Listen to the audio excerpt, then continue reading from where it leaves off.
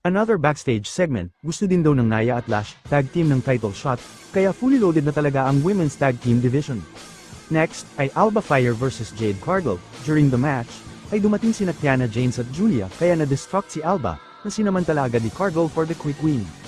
Pagkatapos makipagtitigan ni Dragunov kay Tonga, ay matapang na hinamon ng MFT sa pangunguna ni Solo Sikoa ang The Wyatt Six, at maya-maya ay dumating na nga ang mga ito, pero mas nanaig ang The Wyatt Six, akala ko nga noon, ay ang magiging Survivor Series traditional 5-on-5 elimination match, ay ang Team MFT at The Wyatt Six, pero biglang naging sila Sami Zayn ang nakalaban ng MFT.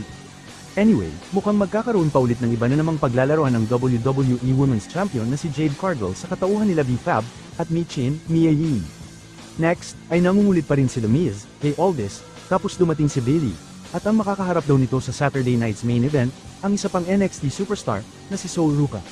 Pagkatapos, ay si Gunther naman ang in-interview ni Cathy, at pinagbantaan na ito si John Cena, na humanda sa nalalapit nilang paghaharap once na matapos na siya kay LA Knight sa tournament finals. Pagkatapos ng dalawang magkahiwalay na video package, ay abangan next week, ang mixed tag team match, between Terror Twins Damian Priest, at Rhea Ripley, versus real-life couple na sina Aleister Black at Zelina Vega. At ngayon, let's go na sa ating main event, ang Gunther vs Knight, for the tournament finals. At para rin na itong championship match, dahil meron din itong proper introduction, as expected, basta Gunther matches, ay talagang magiging maganda ang laban. Sa huli ay siya nga ang nanalo, sa pamamagitan ng submission, at nagawa nga nitong mag-top out si LA Knight sa tila paggaya nito sa STFU ni John Cena. At dyan na nga natapos ang show, abangan natin next week ang Saturday night's main event na final match ni Cena sa WWE against Gunther. Another backstage segment, gusto din daw ng Nia at Lash, tag team ng title shot, kaya fully loaded na talaga ang women's tag team division. Next, ay Alba Fire vs Jade Cargill. During the match, ay dumating sina Kiana James at Julia kaya na-destruct si Alba, na sinamantala agad ni Cargill for the quick win.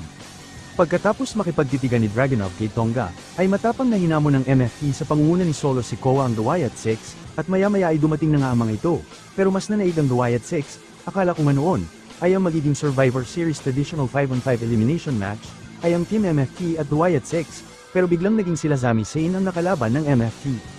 Anyway, mukhang magkakaroon pa ulit ng iba na namang paglalaroan ng WWE Women's Champion na si Jade Cargill sa katauhan nila B-Fab, at Michin, Mia Yim. Next, ay nangungulit pa rin si The Miz, kay Aldis, tapos dumating si Bayley, at ang makakaharap daw nito sa Saturday night's main event, ang isa pang NXT superstar, na si Sol Ruca. Pagkatapos, ay si Gunther naman ang in-interview ni Cathy, at pinagbantaan na ito si John Cena, na humanda sa nalalapit nilang paghaharap once na matapos na siya kay LA Knight sa tournament finals. Pagkatapos ng dalawang magkahiwalay na video package, ay abangan next week, ang mixed tag team match.